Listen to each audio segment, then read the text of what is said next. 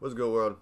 I might be back with another reaction video, another MMA video. If you're new here, hit the subscribe button, the follow button. If you ain't new, get somebody else to subscribe. Let's get the channel popping. I don't gotta pull up, pop you. Let's save the struggle.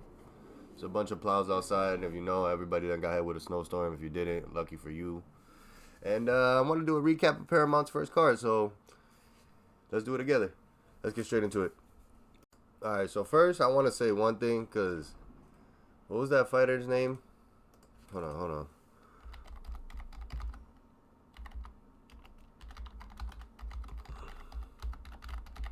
What was that fighter's name? Cameron Smotherman. He tried to say that he fell because of some other sickness and it wasn't the... Bro, don't do that shit to us. You don't have to lie to the fans. There's a lot of us that have been watching this sport for way too long. There is no way that you get on a scale and you just get on the scale and you found out you had some other type of sickness. There's no way. You get on the scale and you fall like that, it's because you had a bad weight cut. So Cameron, just be a man and say that. Because if you had the flu and all these other things and you were dehydrated and all this, you would have said that before. But that all happened because of your weight cut. So I don't understand. I don't know what the hell. Who the fuck was gonna believe that? Let's be real. Let's get straight into this anyways. Great fight. This fight actually was better than I thought it was gonna be. Excuse me.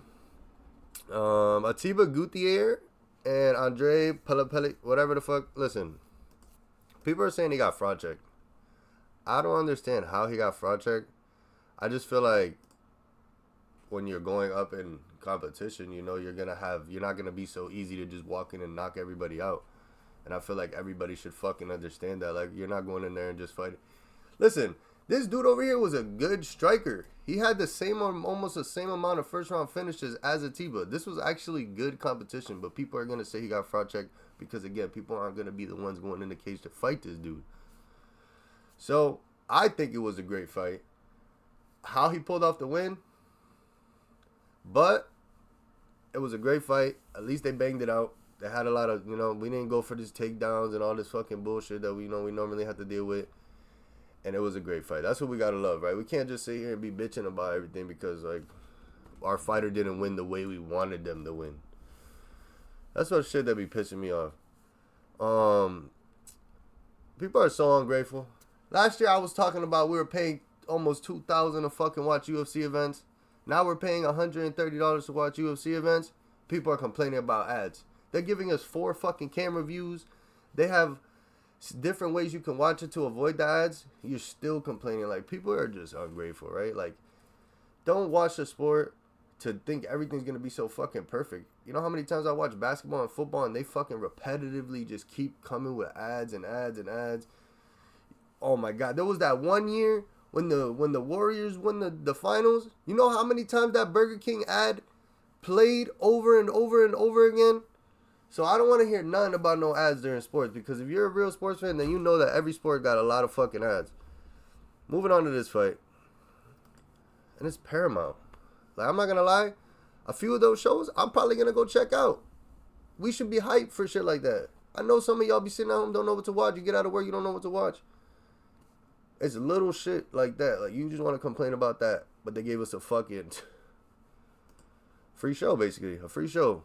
Camera direction. We got to watch the walkouts perfectly fine. If you just watched on the other camera view, then you don't have to watch most of the ads that they were playing on one camera. It's just that you had to, use your brain a little bit. Moving on to Umar Nurmagomedov versus Davison Figueiredo.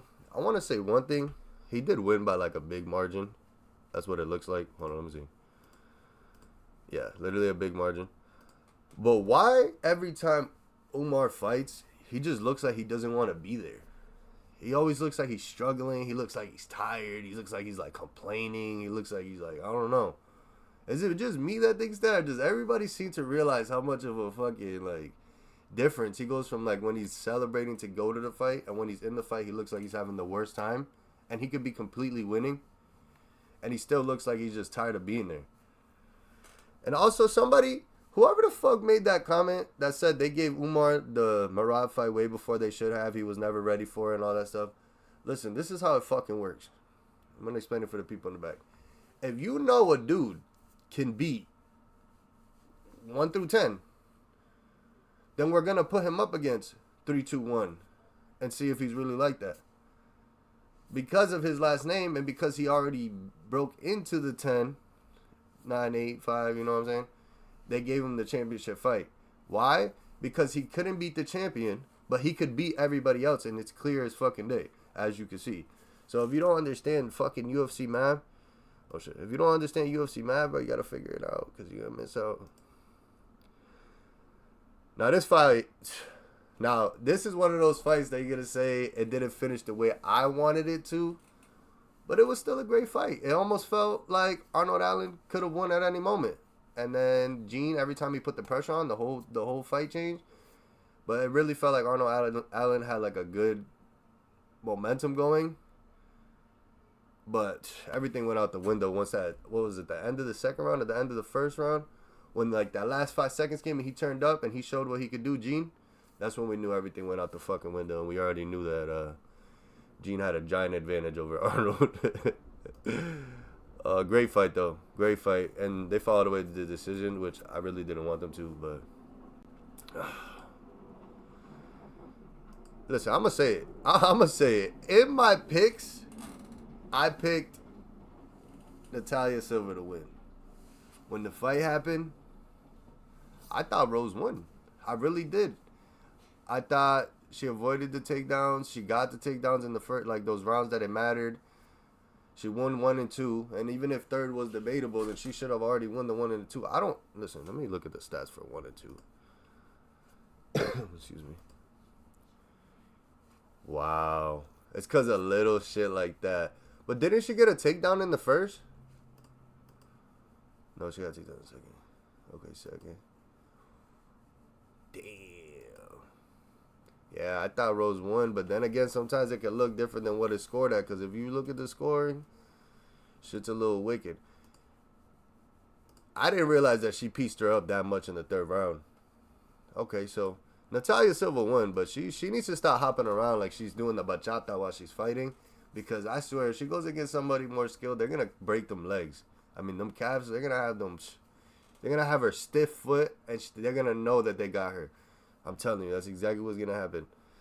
And then she's going to get folded, because what else? Or she's going to meet a wrestler. Well, she looked like she was good at it. No, let me not get into it. Rose held it down.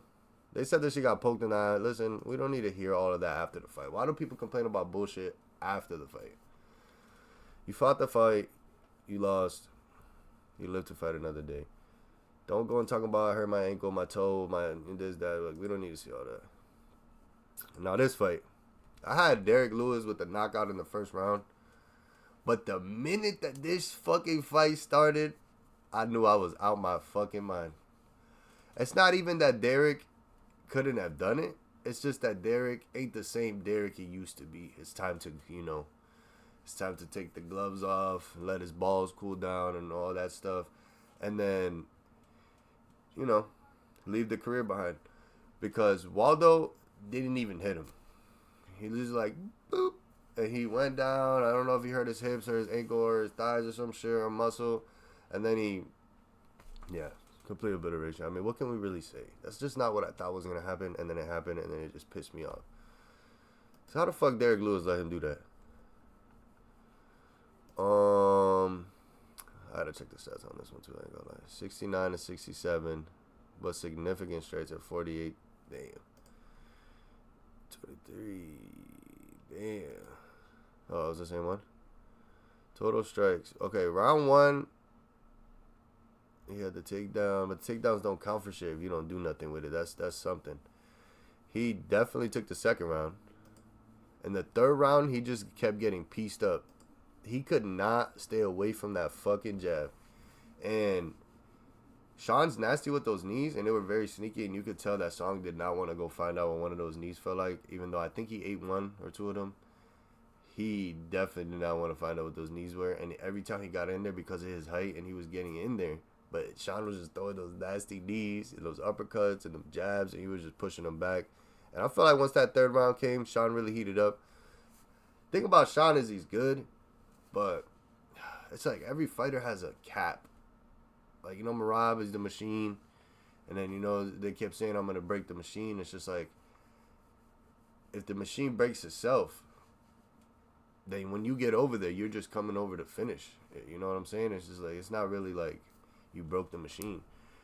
That's how I feel like Sean is. Like, Sean is so good, but he has a cap. He needs to stay in a certain lane. He's going to get back to the belt. And then what? Have to fight a guy like Usman? I mean, Umar, not Usman. He's going to get to the belt, and then what? Have to fight Umar? Like, that's a little crazy, bro. You should go on, fight Corey Sandhagen, get a big fight off again. Then, you know, call out Merab if Merab don't win. Or call out Jan if Jan ends up losing to him to try to get the belt again. There's so many big fights Sean could have had, but he just wants to rush to say he's a champion and then lose it off the first title defense. It doesn't make any sense to me because who the fuck is he going to beat? Unless he just does what he was trying to do last time and just does a fucking fake-ass first title defense and then he does, you know what I mean, you know. Sean will do that shit. But anyway, now this fight right here kind of pisses me off. Listen, I'm happy for Gaethje. Listen, America all the way. That's what comes first. I just thought, it just felt like somebody paid Patty to not use his best attribute. It almost feels like somebody told Patty, if you go out there and put on a big show, but you don't take them down and don't go for the, you know, the wrestling game, we'll give you double. I don't know, but it just sounds, and it feels like that because why did Patty go for the takedown in the fourth? All through the time, it was just like these clinching takedowns. It wasn't like these real takedowns. It was just like these pushes up against the cage and then they'll just end up in a hustle. You know what I'm saying? But to think he was going to stand there and keep on fighting with Justin was the stupidest decision Patty made. And it really just made me feel like he's just another version of Darren Till. He's a great fucking fighter, but he doesn't know how to stick to a game plan and he doesn't know how to follow the coach's fucking rules. And that's exactly why that happened. Because when his coach finally told him to go for the takedown, you could finish this shit, he decided to fight that whole round boxing and say, oh, this is mine. And then went on to lose the next 2 rounds. It's just, I don't know. I mean, shout out to Justin Gaethje. The thing that I didn't want to see, and I'm going to say this here with y'all, I didn't want to see Justin Gaethje get the belt and get knocked out by Ilya because Ilya done knocked out all of these fucking greats. But it looks like that's what the UFC wants to see. So we gonna see it. Looks like we gotta see Ilya. Looks like we gotta see Ilya put Justin in a blender. Because the UFC says so. All because they're scared to put Armin in there against Ilya and give us a real competitive fight.